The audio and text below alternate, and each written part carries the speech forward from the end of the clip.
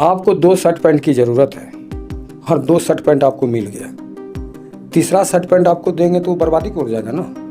तो विकास करने का जितना सीमा था वो 90% 80% तक विकास हो चुका है। अजय कुमार मंडल कौन? बताया जा रहा है कि शायद 52% वोटिंग हुआ इस बार।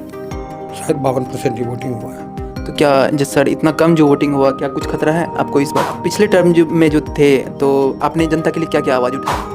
सर एजुकेशन के क्षेत्र में आपने क्या सबसे बड़ा कदम उठाया? तो सर आप पिछली बार लगभग 3.25 लाख वोट से लीड किए थे ना, तो इस बार क्या लगता है कि अजीत शर्मा टक्कर दे पाएंगे आपको? ज़्यादा वोट से आप नहीं जीत पाएंगे। तो आपको मुस्लिम वोट किया है इस बार? बिहार तो फेमस है जाति के लिए, ठीक है, कि जाति का राजनीति यहाँ पे होता है। तो आपको इसमें कितनी सच्चाई लगती है, या फिर आपको मंडल होने का कुछ फ़ायदा मिलता है यहाँ भागलपुर में? एक दोहा है, करत करत अभ्यास के जर्मित हो सुदान, रसरी आवत जात से सिरपट परत किसान।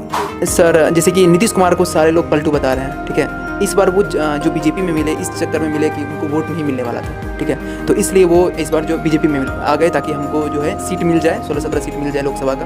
कि इसमें कितनी सच्चाई आपको लगता है? नीतीश कुमार ने जो काम किया वो बिहार के लिए किसी ने नहीं किया, लेकिन इधर 5 साल से ऐसा कुछ हुआ है क्या? सुस्त हो गए नीतीश कुमार? सर अगर आपको जनता ने इस बार फिर से उतना ही प्यार दिया तो आप इस बार भागलपुर के जनता के लिए क्या करेंगे? जैसे कि भागलपुर यूनिवर्सिटी है तो सही टाइम पे डिग्री नहीं मिल पा रहा है, इसके लिए आप कुछ करेंगे?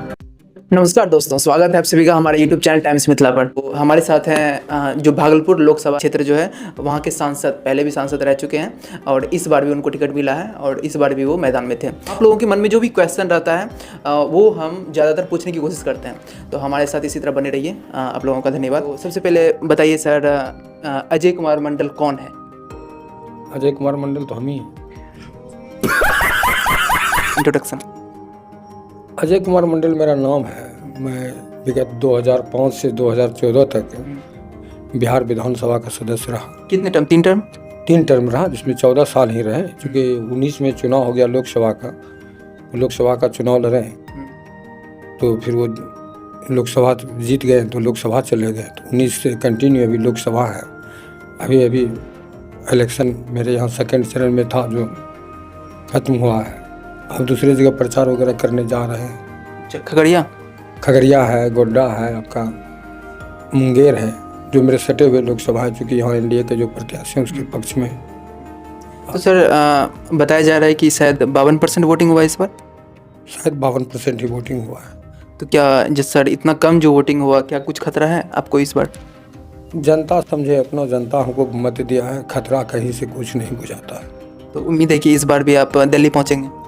हम दिल्ली नहीं पहुँचेंगे, जनता दिल्ली पहुँचेगी।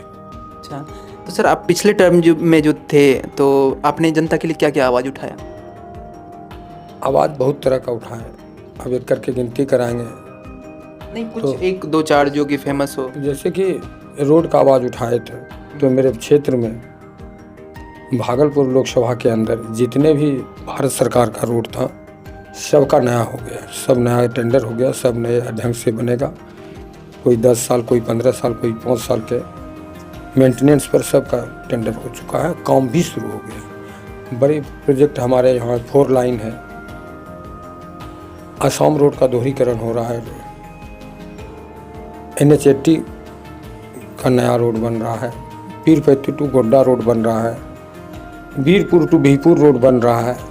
मेरे यहाँ विक्रमशिला सेतु था, सिंगल ब्रिज था, नगोछिया भागलपुर, पूर्वी उत्तरी बिहार और दक्षिण। ये अपने पास करवाया जो बन रहा है? ये तो प्रोजेक्ट बहुत पुराना था, मेरे रीजन में पास हुआ और काम भी शुरू हुआ इतने प्रोजेक्ट पर। तो सर एजुकेशन के क्षेत्र में आपने क्या सबसे बड़ा कदम उठाया?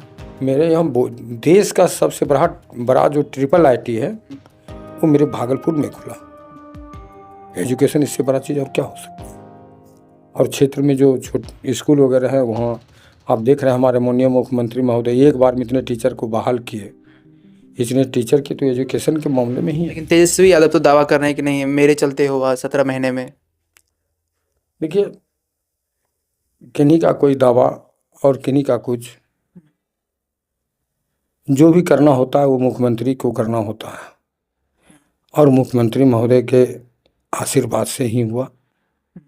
ये आप भी समझ रहे हैं, देश की जनता, बिहार की जनता भी समझ रहे हैं इस बात को। अच्छा, तो सर आप पिछली बार लगभग 3.25 लाख वोट से लीड किए थे ना, तो इस बार क्या लगता है कि अजीत शर्मा टक्कर दे पाएंगे आपको? उतने ज़्यादा वोट से आप नहीं जीत पाएंगे? देखिए, जनता का जनादेश तो उससे ज़्यादा मिला है। अब काउंटिंग के बाद ही आपको पता लगेगा। अच्छा, तो आपको मुस्लिम वोट किया है इस बार?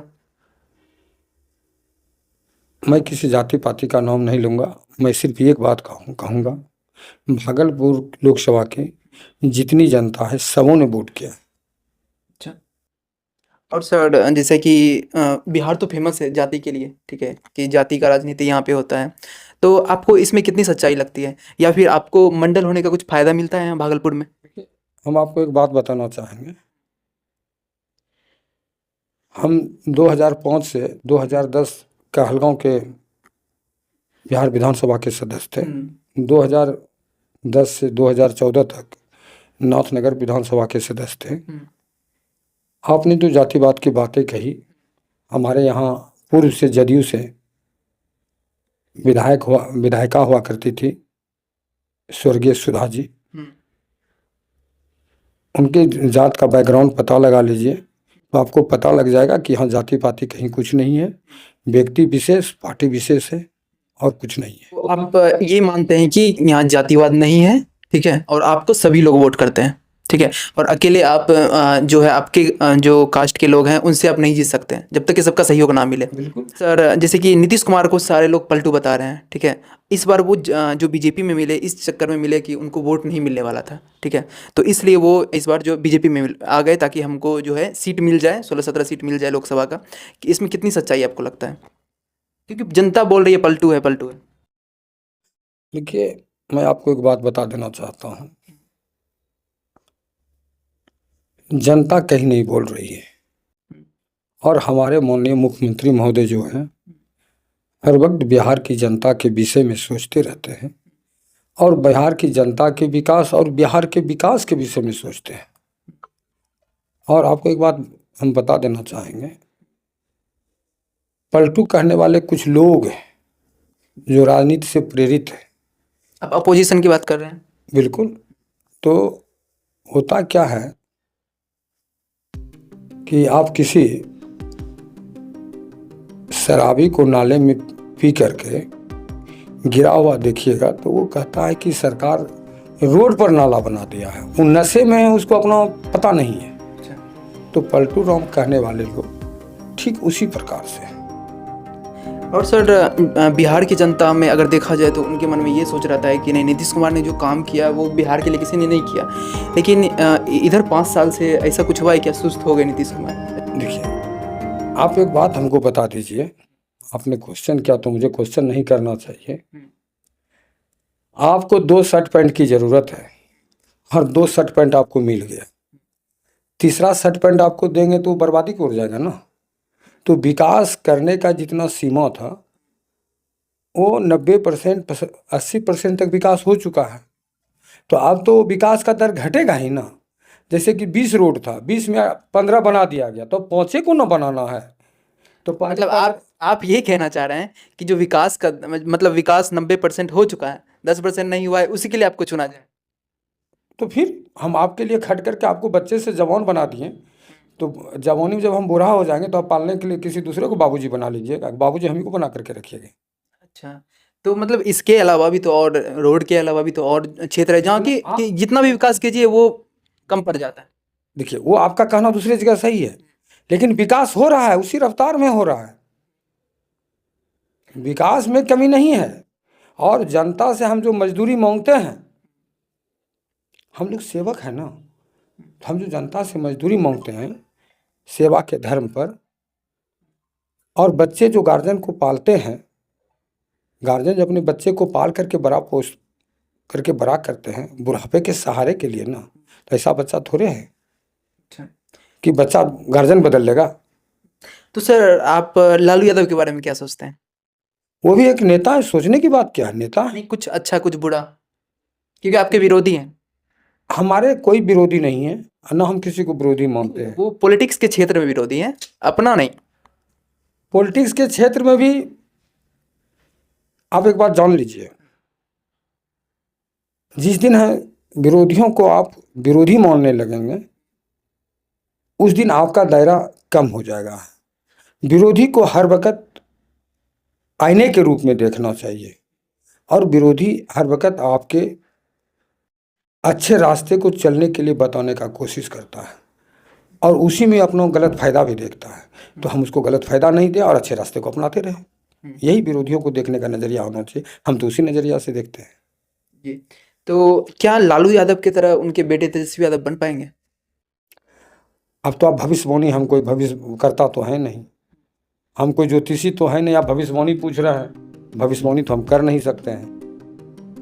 नहीं, जैसे कि आप जैसे कि एमएलए थे, आप में देखा गया कि नहीं आप एमपी के लायक हैं, आप एमपी बन सकते हैं, तो आपको टिकट दिया, ठीक है, आप एमपी बने, सही तरह से निभाए तो फिर जनता प्यार करेगी, ठीक है। उसी तरह से क्या आपको कैसा लगता है उनका भविष्य? एक दोहा है, करत करत अभ्यास के जर्मित हो चुलान, रसरी आवत जात से सिरपट परत निशान। ये अपना अपना विचार है, अपना अपना कर्म है। और इसमें तो एक और भी कहा गया है, कहावत है, जो जैसा कर्म करेगा वैसा फल देगा भगवान, ये है गीता का ज्ञान। गीता में उपदेश भी है। तो अपना आप कर्म कीजिए और अपने कर्म से आपको फायदा मिलेगा। तो सर, आप राहुल गांधी के बारे में क्या सोचते हैं? फिर आप तो दूसरे के विषय में सोचते हैं, आप मेरे विषय में क्या पूछते हैं वो पूछ लीजिए। नहीं, आप आपके बारे में भी पूछ लिए, लेकिन आप एक राजनेता हैं, ठीक है, तो आपको जनता जानेगी ना कि आपका विचार क्या है उनके बारे में, जो आपका बता देते हैं। जो देश की जनता का विचार होगा वही मेरा विचार होगा। अब देश का जनता का विचार क्या है, देश के जनाधार का विचार क्या है, वही मेरा विचार है। तो जेडीयू क्या फिर से आरजेडी में कभी जाएगी?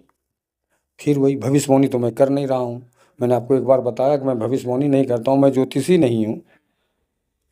राजनीतिक है, कब क्या होगा तो जब होगा तब दिखिएगा। ठीक है सर, अगर आपको जनता ने इस बार फिर से उतना ही प्यार दिया तो आप इस बार भागलपुर के जनता के लिए क्या करेंगे?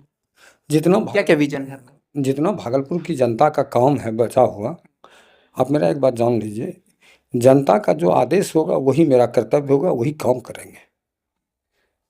और सर, जैसे कि भागलपुर यूनिवर्सिटी है तो सही टाइम पे डिग्री नहीं मिल पा रहा है, इसके लिए आप कुछ करेंगे?